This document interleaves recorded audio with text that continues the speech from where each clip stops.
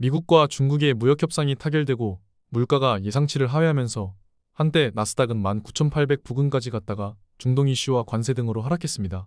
주식과 코인의 미래 말씀드리겠습니다. TQ는 1% 하락했습니다. 어제 장중 77불을 찍었습니다. 테슬라도 약상승으로 마감했습니다. 저는 TQ를 4월 7일에 36.48불에 역대 최대 포지션으로 매수했고 현재 수익률은 100%가 넘습니다. 매도는 안 했습니다. 네프콘에서 계획을 수차례 말씀드려서 다같이 함께 매수할 수 있었습니다. 엔비디아는 약하락으로 마감하고 속슬 또한 드디어 하락을 시작했습니다. 애플은 계속해서 하락 중이고 빅테크 대부분이 하락 전환 마감입니다. 트럼프와 시진핑의 무역협상 기대감으로 반도체 섹터가 많이 상승했지만 합의가 끝난 이후 하락했습니다. 어제 가장 중요한 지표 발표가 있었습니다. 혹여나 CPI가 높게라도 나온다면 관세 충격이 뒤늦게 발현되는 것이 아닌가 하는 시장 충격이 올 수도 있었기 때문입니다. 결국 예상치보다 인플레이션 수치는 낮게 나왔습니다. 10년물 입찰도 양호하게 나왔습니다. 연준의 입이라고 불리우는 닉티미라우스 게시물을 살펴보면 물가 지표가 낮아지는 것에 대해 기업들이 인상을 시작하더라도 에너지 가격 하락이 그것을 방어할 수 있다고 했습니다. 관세 영향은 미미하다고도 말했습니다. 확실히 관세의 영향이 물가로 바로 오지는 않고 있는 모습입니다. 물가 경로는 다운입니다. 경기를 살펴보면 되는데 경기 또한 꺾이지 않는 모습입니다. 물가에서 가장 중요한 역할 중 하나인 임금 또한 상승하지 않고 꺾이고 있는 모습입니다. 매우 낮은 수준은 아니지만 감당하지 못할 수준까지는 아닙니다.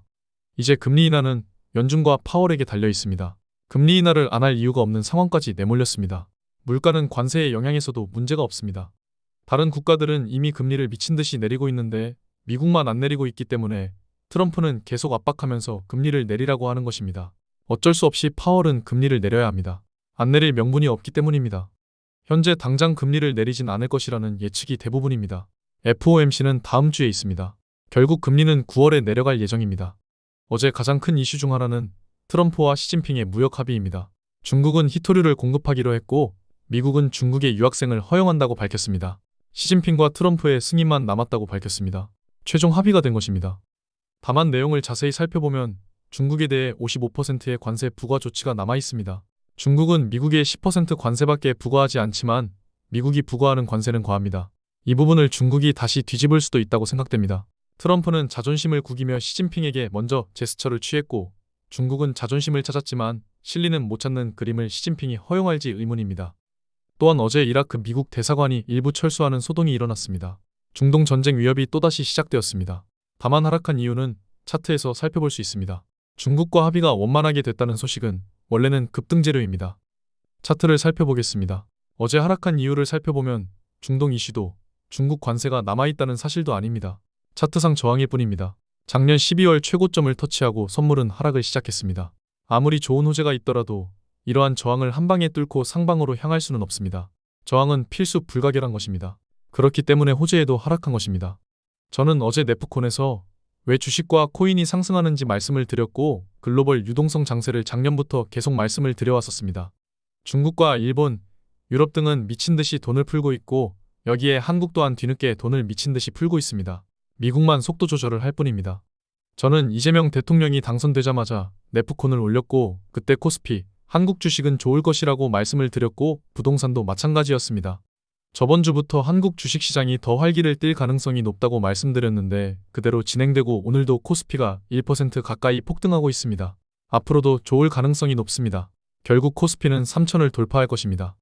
결국 현 시점에서 가장 좋은 전략은 이렇게 조정이 시작되거나 하락한다면 아래에서 계속 매수하는 것이 가장 좋은 전략이 될 것입니다. 유동성이 어마어마하게 풀리고 있습니다. 버블이 생기고 그게 터져야 유동성 장세는 끝이 날 겁니다. 억지로 유동성을 계속해서 주입하고 있습니다. 하방이 오히려 힘들어 보입니다. 오늘 여기까지 하겠습니다. 결국 계속해서 투자는 이어나가야 합니다.